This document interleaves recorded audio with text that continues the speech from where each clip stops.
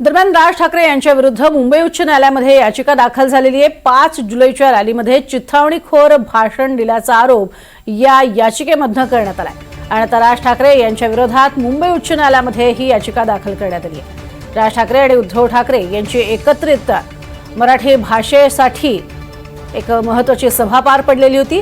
5 जुलै रोजी ही जी सभा पार पडली, याच सभेमध्ये चिथावणीखोर भाषण दिल्याचा आरोप करण्यात आलाय।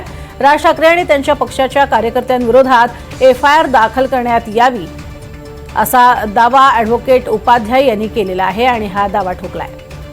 अधिक माहिती घेऊया जुई जाधव यांच्याकडून। जुई, काय स्वरूपाचा चिथावणीचा आरोप करण्यात आलेला आहे याचिकेमध्ये? आपण पाहतोय प्रज्ञा की मराठी भाषेसाठी मनसे अध्यक्ष राज ठाकरे आणि शिवसेना उद्धव बाळासाहेब ठाकरे पक्ष हे दोन्ही पक्ष एकत्र आले आहेत आणि या विरोधात आता ॲडव्होकेट घनश्याम उपाध्याय यांनी मुंबई उच्च न्यायालयात याचिका दाखल केली आहे। त्या याचिकेमध्ये त्यांनी काय उल्लेख केला आहे की 5 तारखेला जो विजय मेळावा झाला दोन्ही पक्षाचा, त्यामध्ये चिथावणीखोर भाषण राज ठाकरेंकडून करण्यात आलं। त्यांनी असा उल्लेख केला होता की जर कोणाला मराठी बोलता येत नसेल तर सरळ त्याच्या कानाखाली पेटवा। त्यामुळे मारामारीची भाषा इथे राज ठाकरेंनी थेट भाषणात केल्यामुळे त्यांनी ही PIL दाखल केली, याचिका दाखल केली आहे। दुसरं म्हणजे मॉब लिंचिंगचा आरोप देखील त्यांनी केला आहे, कारण का जमाव त्यांनी भरपूर तिथे त्या विजय मेळाव्याच्या दरम्यान केला होता।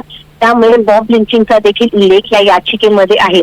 उद्धव बाळासाहेब ठाकरे यांचा उल्लेख कुठेतरी नाहीये, मात्र राज ठाकरे यांचा उल्लेख आवर्जून त्यांनी केला आहे आणि राज ठाकरे यांच्यासोबत त्यांच्या कार्यकर्त्यांवर FIR दाखल झाली पाहिजे असं ॲडव्होकेट घनश्याम उपाध्याय यांनी ही याचिका उच्च न्यायालयामध्ये सादर केली आहे। प्रज्ञा, नक्कीच तुर्तास धन्यवाद या संपूर्ण माहितीसाठी।